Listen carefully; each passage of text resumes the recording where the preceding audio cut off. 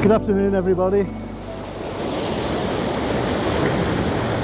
I'm just watching the water behind me. I don't know if you can see that, but that water is pounding. So we're down here, Rafi and I, at Petrol Cove, and so we've come down here to do some late afternoon shooting, and I think we're going to concentrate on black and white, I think, today. The sun actually sets behind you, and it looks like we're not going to get any reverse colour. We're not going to get any colour on this cloud cover and this horizon because it's far too dense, and in fact it's dense towards the west where the sun's setting. So I'm expecting no colour whatsoever, but it's a high tide and we've got these absolutely spectacular rocks, so I thought we'd do the best we could and see if we can create an image or two. I'm just distracted by Rafi playing with, actually it's a limpet shell, so he seems to be enjoying himself. So let me set up and I'll talk you through this composition.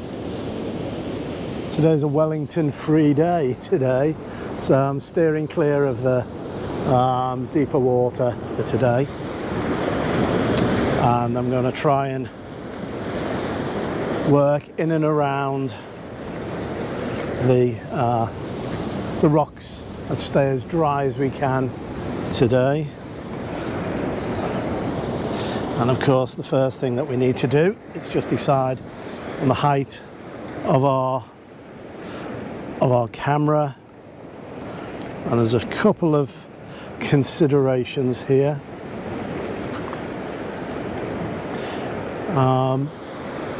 I think the first thing that I'm looking at is using these two rocks on either side, so that's here and here, to frame this.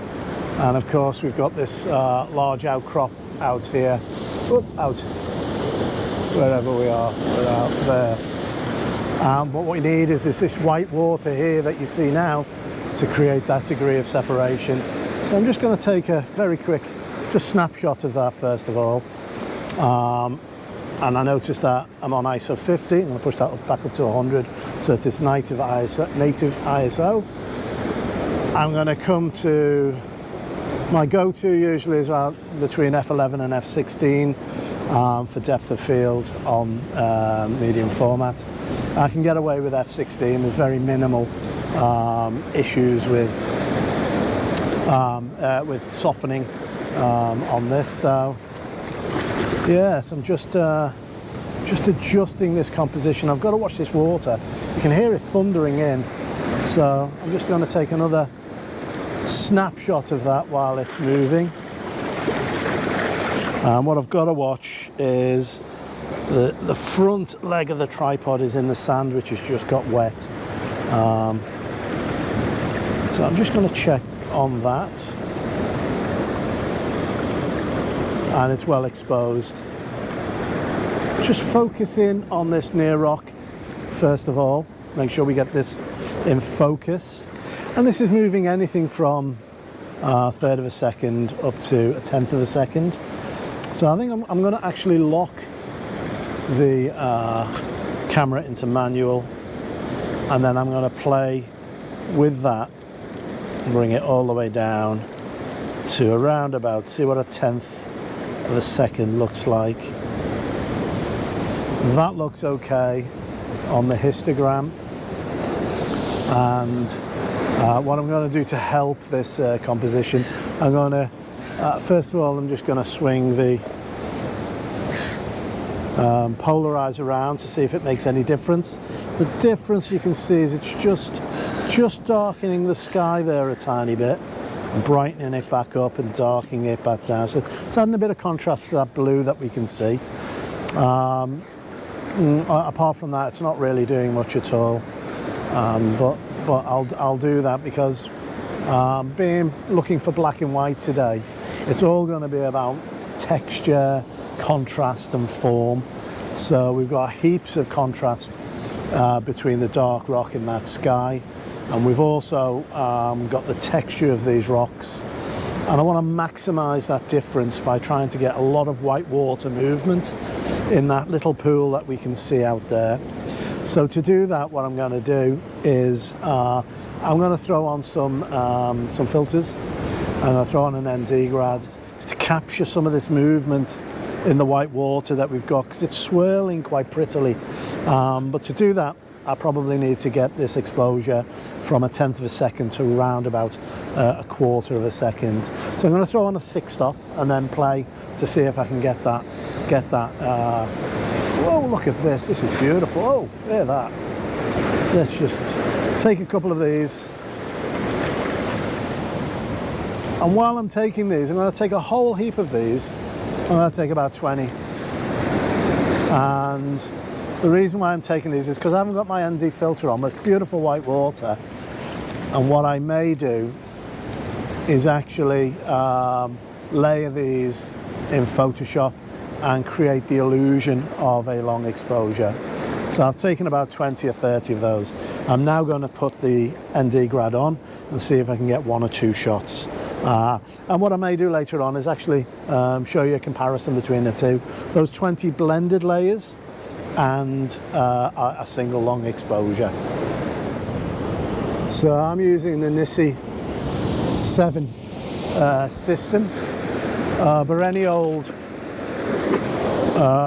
filter system, whatever you've got will do. Not necessarily have to be this one. They all do the same thing, whether they're such as these ones, which is a 100mm square and rectangle filters, or whether they're circular filters. Now I am going to give these a little wipe just to make sure they're clean. So I've locked the focus as you saw before. I'm just going to throw on a Nissi soft grad, and this is the 0.9. That's just to further accentuate that darker sky and just hold back that blue just a touch. I'm only bringing it in barely a centimetre or two. And now I'm going to throw on a 6-stop, which I'm also going to wipe just to make sure, because I just put a fingerprint on it. So I'm just going to pop on the 6-stop, which goes nearest to the lens. The reason why you do that is because there's a gasket. I'll show you that. There's a gasket here on the filter system itself. So you can see this little gasket here. So that goes flush against the Nissi 7 filter holder, and that gasket stops any light from getting in, and light leaks into the lens itself. So it's just like putting a pair of sunglasses on, and that will reduce the amount of light entering the camera, and you can see it's gone black.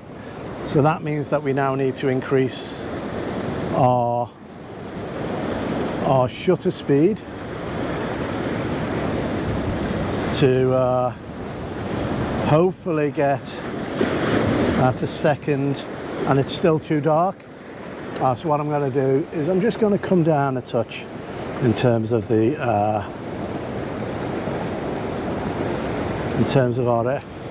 our aperture to about f11. It's given us 2 seconds, and now I'm going to reduce or increase, I should say, our ISO, and I want to get down to about a second, and then I'll introduce my ISO just a touch. Keeping an eye on the histogram to make sure that we're not blowing anything out. So that's given us a second. Now what we want is a couple of large waves as we had before. I'm just going to take this one, so I'm just going to check that again. And that's beautiful, actually. That's really, really nice. I like that swirl that's in there. I'm just going to check that we've nailed our focus, and we have. Beautiful. So now I've got the 2 shots. What I'm now going to do, I'm going to do a longer exposure just for the sky. We'll throw our 10-stop on.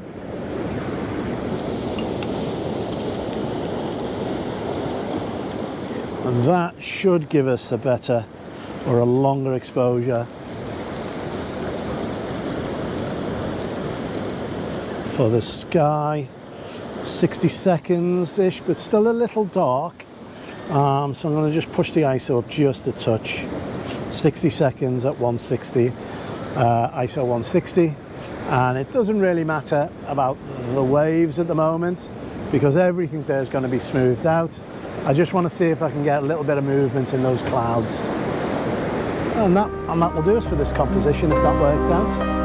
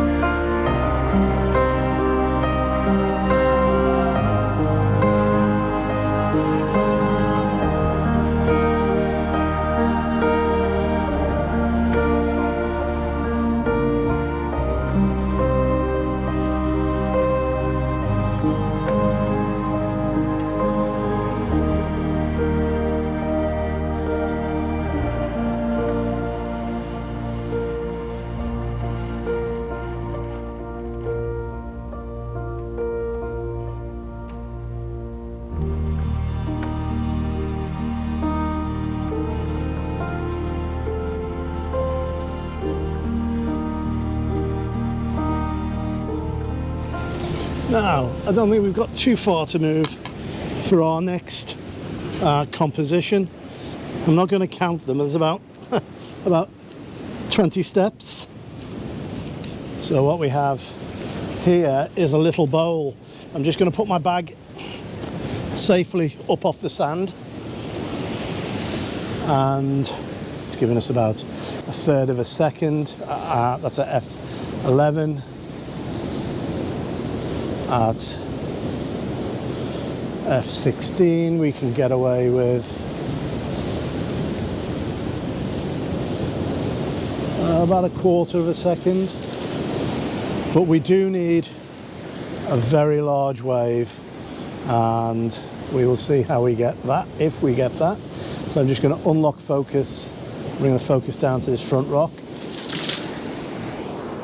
Just going to lock it there for the time being. Probably going to come in a slight bit just like this. So you can see we're working with a bit of a bowl here, and I'm not sure, looks like a large wave coming. So if we do get water coming in, it was coming in earlier, it'll splash over and go off to our left. So it looked like the white water's coming in from the bottom left, from down here. You can see a little bit, we need bigger than that. So it's coming in from down here, and it's coming in there and down that way. So that's hopefully what we can capture. It was doing that before, so whether that eventuates or not, we do need a real big wave or two for that to happen. And the quarter of a second is not slow enough, so I'm probably going to throw on a 3-stop, maybe the 6, but we'll throw on the 3-stop for now and play with that exposure. But I need a biggie to come in and help us out.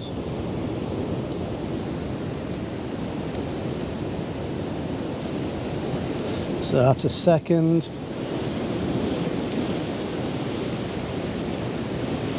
So we go down to ISO 160. We want it to be less than that. 1.3 of a second, ISO 200. That should be okay. But yeah, for this to work, I need a big wave, and I'm not sure we're going to get that now. We'll just have to wait and see. In the meantime, I'm just going to take a couple of shots. I'm going to take this one, and I'm going to get the rocks focus stacked to make sure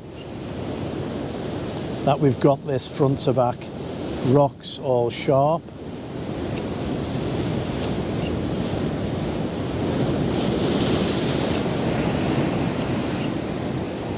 and then we need a very large one to come in. And I'm just going to put the focus in the middle for that. Oh, this could be it. This could be it. Come on. We do seem to be building crescendo.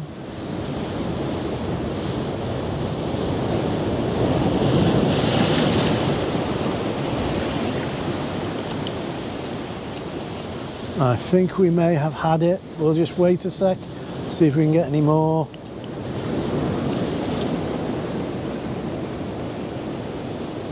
Let's check that. Let's see how we've done there. Yep, we've got that coming in, which is great. Well exposed, well exposed. We've got a good splash there as well.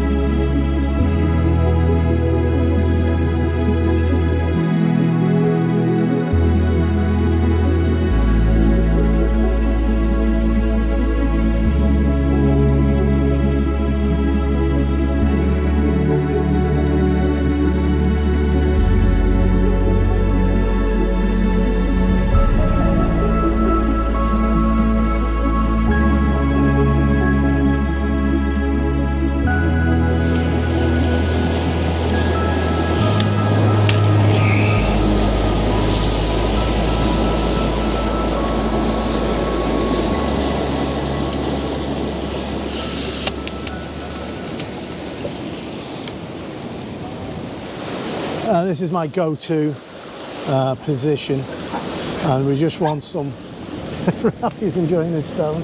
We want some white water really coming in and filling in that foreground. Probably going to adjust this very slightly like this, and I focus on that rock in the center, the smaller one. Catch the water going out. And I probably want a touch less sky, just like that. There we go, some white water. 2 seconds, let's have a little look. Catch that moving, that water's moving very, very nicely. Beautiful. And I've positioned the camera just like this. And here's some water. Beautiful. And I'm soaked, and I'm soaked. Yes, that got me. Now, in the lull, I'm just going to check the front. There's one tiny spot on there. We've wiped that. I didn't expect it to come in quite so far. And here's a bigger one, so I'm just going to get ready to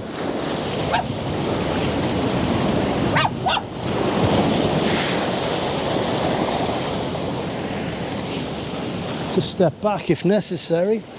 I should have put my Wellingtons on. I did say I was going to stay clear of that white water. Oh, that's beautiful. That is beautiful. It's worth getting wet for.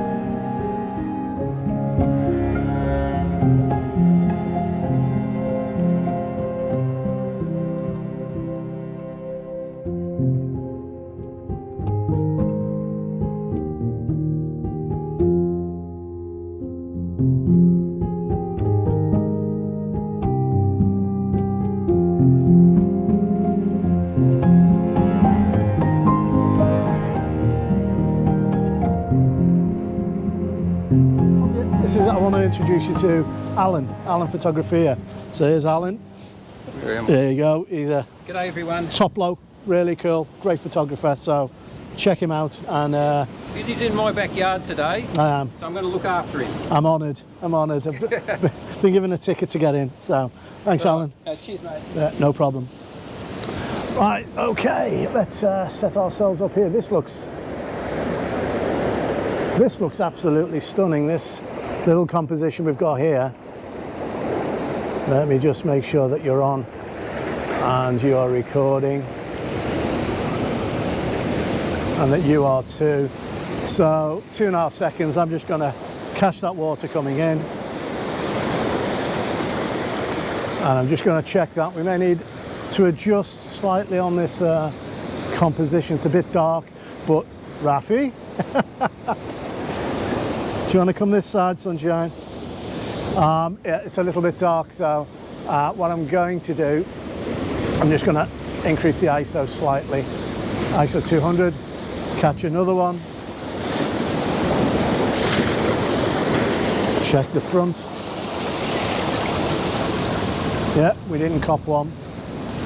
Catch another one. And then I'm going to focus stack, because as you can see, we're fairly close to some of these rocks, but these rocks beautifully just lead out to the island on the right hand side. A touch too much water maybe on the left, but there is a rock down there that can sort of anchor this composition. And we'll raise the ISO so I can see and we can gain focus. Always a handy tip. Get the focus, lock the focus, put our ISO back down to 200, back down to about 1.5 seconds and increase. There we go. F11 possibly, and let's get that again. So really it's about catching that water coming in, having the right shutter speed for the movement of the water. And it's moving both ways. It comes through the channel both this way, and it comes in from this side and round too. So, but going out, it slowly seeps left to right. So let's have a little look at that.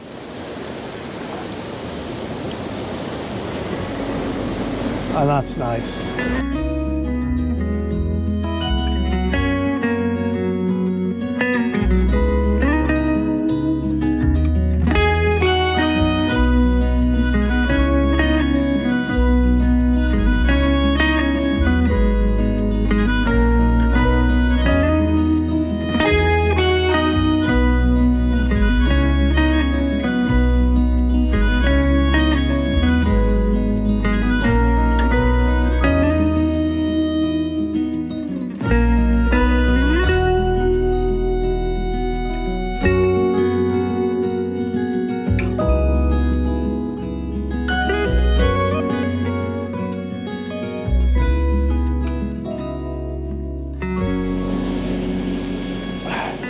So yeah, so today was all about black and white, and I hope we've managed that. I hope we've achieved something here. So really, some of the take-homes of today. Raf, up. Hey, up here. Come on. Hey, backwards. Come on, up here. Over here. Out. Come on, quick. Out. Good boy. Out. Can't have you knocking the camera. Tip number 1 is don't bring a Rafi, because he'll want to play in and around your tripod legs and ruin a 4-minute exposure, number 1. Number 2, today's about textures, lines, contrast. I suppose really it's about the benefits or the way in which you can get the most out of a location is to experiment and play, search the location, try different compositions of the same subject, play around it, walk around it. What I haven't done today too much is actually move the camera up and down too much, changing perspective, mainly because those waves are quite unpredictable. If they were gentler, then I would probably look at that as an option. but the way they come crashing in sometimes, I don't want my camera too low because it'll just be enveloped. And I suppose it's really about enjoying the practice, enjoying what you're doing. So this 4-minute exposure has just completed. We'll have a look at that. And we haven't blown anything out, and that there is nice texture in that sky. There's a nice little crack sort of in the cloud cover that gives a almost Zorro effect, if you get the reference, if you're old enough to get the reference, across the sky, which is quite nice. And we've got a nice contrast between the dark rock and some of the white water that has been waking in. Combined together, we've got about 3 images there, include focus stacking, that we can combine, so maybe 6 or 7 images in total. And fingers crossed, that gives us a real nice, appealing, high contrast, black and white, hopefully with some drama. And yeah, so as it's getting pretty dark now, I'm going to call it a day. I've still got to walk back to meet Alan on the other side of this little cove, and then we're going to go and grab something to eat. And so yeah, so all it leaves me to say is thank you very much for joining me here today. Please look after your loved ones, look after yourself, and until next time, see ya.